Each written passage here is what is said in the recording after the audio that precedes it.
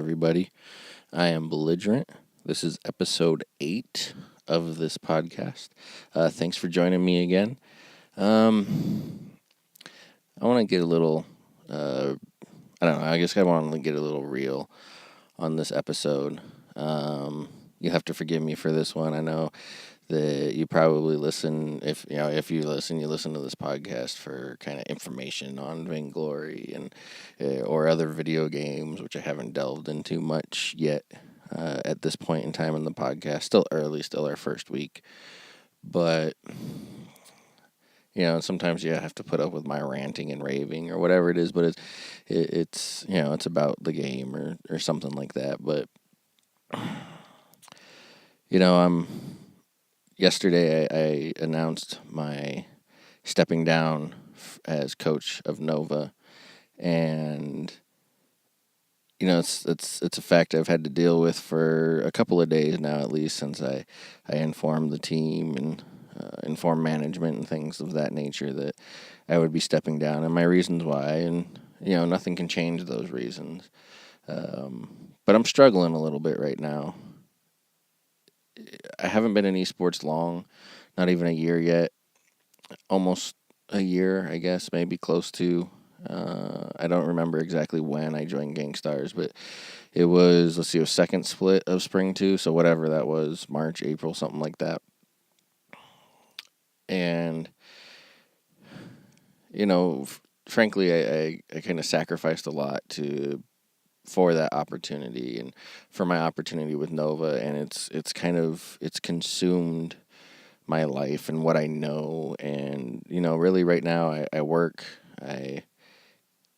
I'm a dad best I can be, and I do Vainglory, and I coach, I do the esports, whatever. It's it's kind of scary right now, to be honest, to be a little real right now, because I don't know that it's something that I'm prepared to lose, but I don't know that any opportunities that fit what I can be a part of right now are gonna come up.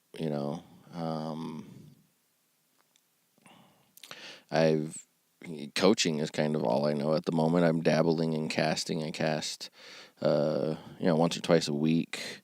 Yeah, it's kind of always been my dream to be a caster on the VG8, but right now I couldn't even do that. I don't have weekends free. So I don't really know where I'm going to land right now, and that's kind of a scary proposition.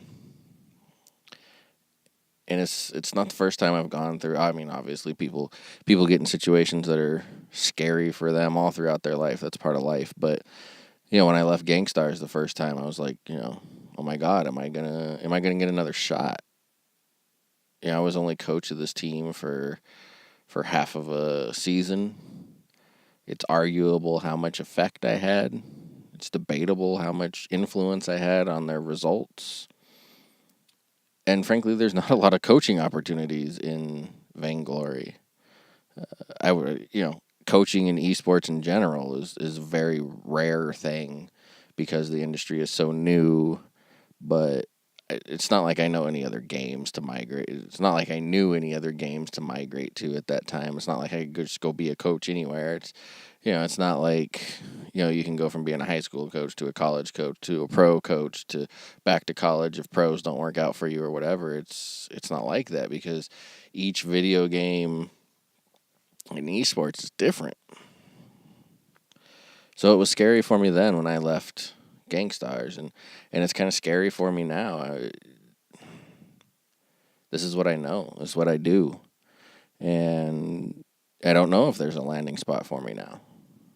Luckily, last time it happened, I had a few interviews. I interviewed to be a team manager for Misfits. Didn't get that spot. I interviewed to be the coach for Fnatic. I didn't get that spot. And then I got the opportunity at Nova. And, I was actually originally contacted by Nova kind of in the middle of all of those interview process, but then we kind of lost touch, and then I kind of thought that I was out of options, and out of nowhere I got a message from Trevor, who is amazing team manager for Nova Vainglory team. Loved working with him, and got the opportunity with Nova, and I got to go to the live championships with them and stuck around for a season and a half, and my life changed, and now I have to put it behind me. And I don't really want to leave esports, if I'm being honest, if I'm being real with everybody who's listening to this. Video games is something I've always been passionate about. My dad brought home the original Nintendo in 1987 when he came home from a business trip from work. He brought home the Nintendo. And ever since then, I've been a gamer. I played sports growing up. I played sports in junior high and high school, football, wrestling, track and field, things of that nature. But I've always been outside of those other, extracurricular activities, I guess. I always enjoyed staying at home, staying inside, and playing video games more than I enjoyed going out and hanging with other kids and stuff like that. And back in those days, I'm old compared to most people that are involved in this community right now. But back in those days, there was no esports. Esports wasn't even a thought. Hell, you couldn't even game online with friends when I first started playing video games. And now, this late in life, esports is a thing, and it's a growing industry.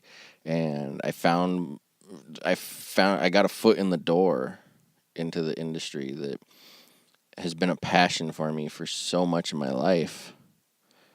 And now it feels almost like I got to let it go. I can, I got the podcast stuff going for me. This podcast, and I got the Time for Rolling podcast, and I have ways to kind of stay involved, but it's more peripheral, and that's tough.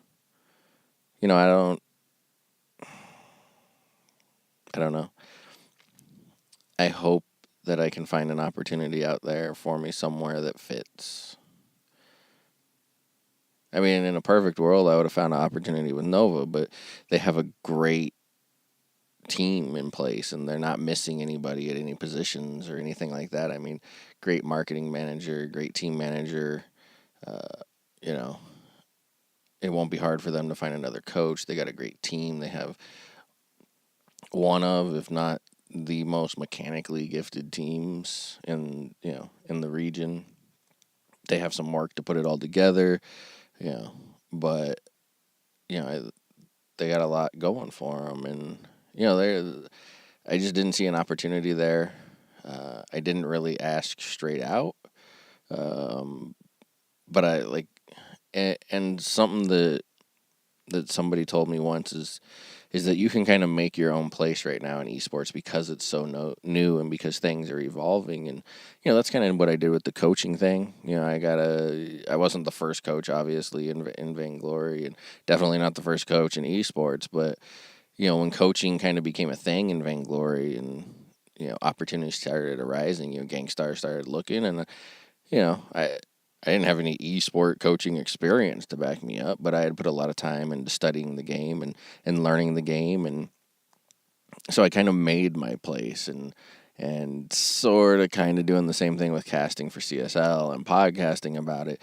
And so there's opportunities there, but I just, like, right now it's kind of foggy. It's kind of a haze for me to really see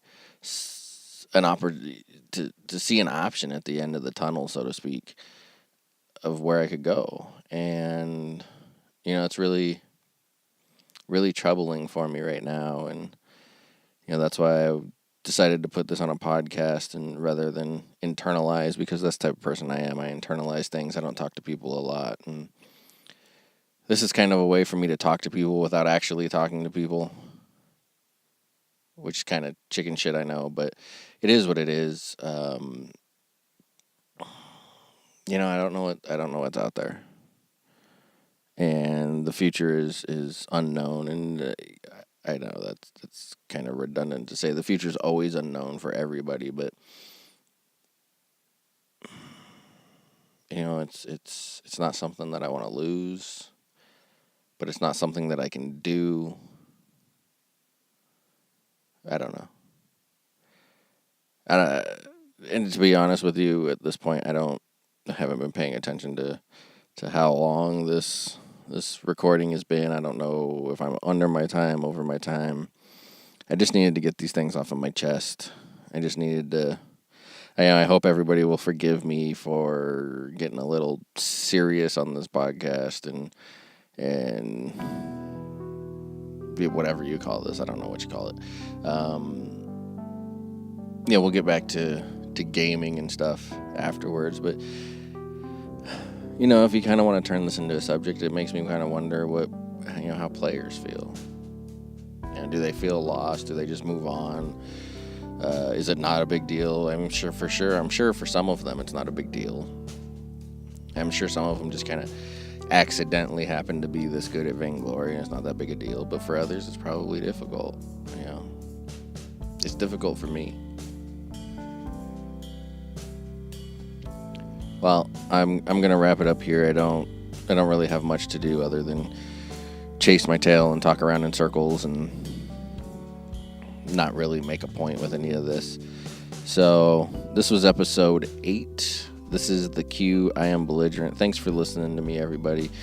Don't forget to follow me on social media, belligerent_VG. Like, comment, subscribe on our YouTube. Find us on iTunes.